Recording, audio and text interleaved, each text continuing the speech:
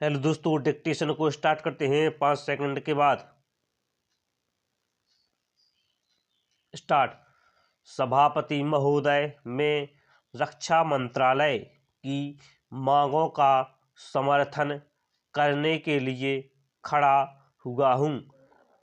वर्तमान घटनाओं से पता चलता है कि संसार का हर देश अपनी सुरक्षा के बारे में चिंतित है और उसके लिए हर प्रयत्न कर रहा है।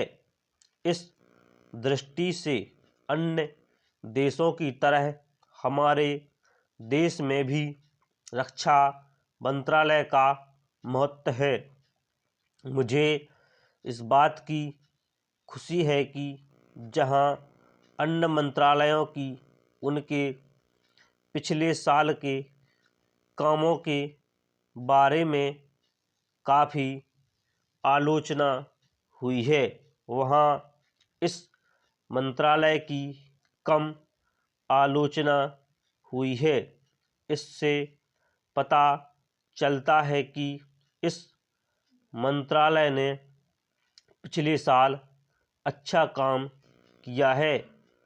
मोटे तौर पर किसी भी देश की सुरक्षा नीति का लक्ष्य यह होता है कि दूसरे देशों, खास तौर से पड़ोसी देशों के साथ मित्रता के संबंध स्थापित हों और हम एक दूसरे के मामलों में हस्तक्षेप ना करें, लेकिन उसके साथ यह भी जरूरी होता है कि हम अपने देश की सीमाओं और अखंडता की रक्षा करें।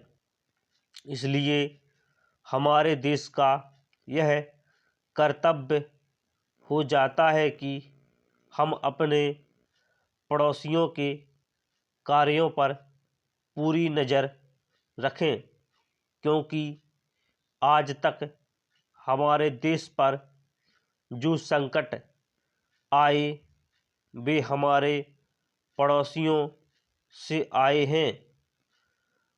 1965 में पाकिस्तान के साथ जो लड़ाई हुई और उसके बाद ताशकंद में जो समझौता हुआ वह सिर्फ कागज़ पर ही रहा। पाकिस्तान ने उस पर कोई अमल नहीं किया। इस दृष्टि से बहुत ज़रूरी है कि हम अपने देश की सुरक्षा की हर तरह से व्यवस्था करें। हमारा उद्देश्य दूसरों पर आक्रमण करना नहीं है, लेकिन यदि हम पर कोई आक्रमण करे तो हमें इतनी शक्ति अवश्य होनी चाहिए कि हम उसका डटकर सामना कर सकें। आप जानते हैं कि पिछले दिनों पाकिस्तान को अमेरिका और चीन से काफ़ी मदद मिली है।